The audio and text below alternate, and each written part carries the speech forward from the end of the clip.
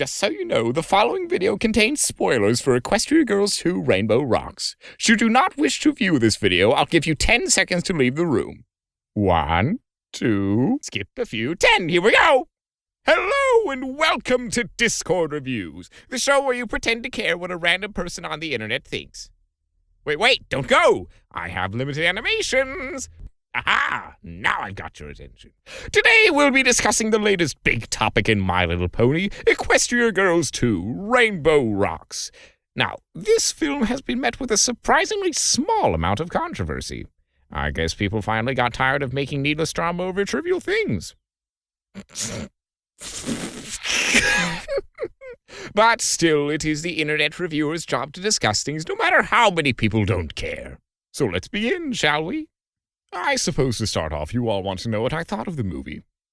I didn't really care for it. That's it. That's my review. Be sure to like, comment, and subscribe. Oh, who am I kidding? We have far too much pointless nonsense to discuss to end it there. For instance, I did enjoy watching all that arguing and bickering.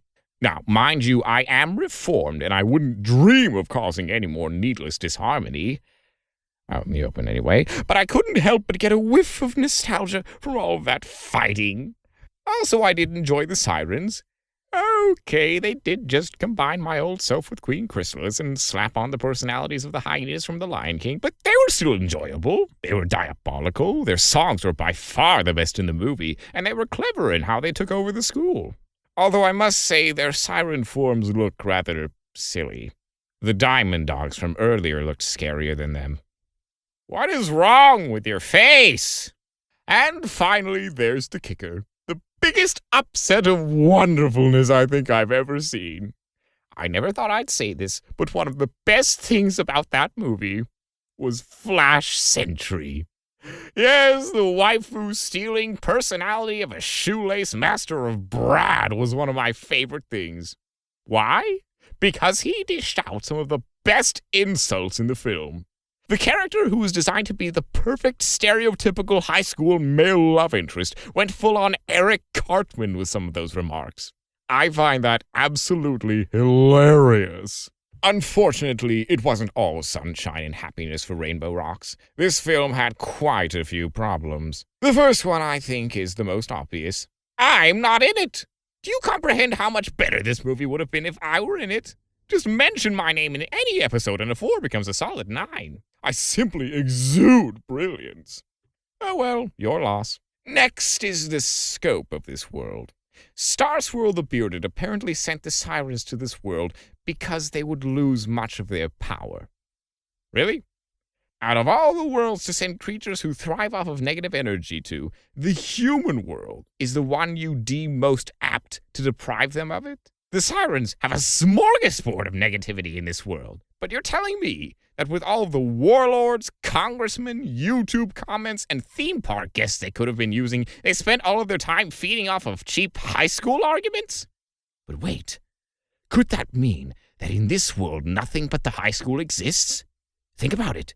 We barely see any place that isn't related in some way to the school. Celestia and Luna are the highest authority in Equestria, whereas the principal and vice principal are that equivalent in the high school. Usually, high school movies won't be set anywhere but the high school because the writers are lazy and forget that high school students have lives outside of high school, but maybe this is different. Did Studio DHX set up an Orwellian nightmare of a dimension where the only thing people have to look forward to in their lives is high school, and then getting jobs where they exclusively serve high school students? We may never know. Anyway, probably the biggest problem with this film is Sunset Shimmer. Or more accurately, the treatment of Sunset Shimmer. Every single scene Sunset is in has her being relentlessly put down by literally everyone. Weren't Twilight's friends supposed to be teaching her about friendship? Because I'm pretty sure excluding her from their group activities while passive-aggressively reminding her of her previous faults doesn't really count as friendship. Seriously, that's something I would have done before I was reformed. Which leads me to my next question. Were Twilight's friends the real villains of this movie? Think about it. This movie is supposed to be about Twilight and Sunset dealing with expectations, right? And yet, who are the ones constantly piling on high expectations for Twilight and low expectations for Sunset? Twilight's friends. And who was it that ultimately gave the sirens the power they needed to turn into, water horsey thingies and not do any actual harm to anything? Twilight's friends. And the most glaring piece of evidence of all. Who didn't buy any tacos on Taco Tuesday? Twilight's friends. How could they? Everyone loves Taco Tuesday. How could you possibly pass up that sweet Mexican delicacy that is the only thing that could possibly make cafeteria food slightly tolerable? These girls are evil. Evil! Get Sunset Shimmer out of there. She can learn friendship from Twilight's real friends, right? That's what I'm doing. I wouldn't mind a classmate. Rescue them before it's too late and they're trapped in a never-ending cycle of passive aggression from these phony-pony wannabes. Join me again next time where I'll devote an entire episode to discussing how many characters Fluttershy's been shipped with. Because nobody's ever done that before, right? What?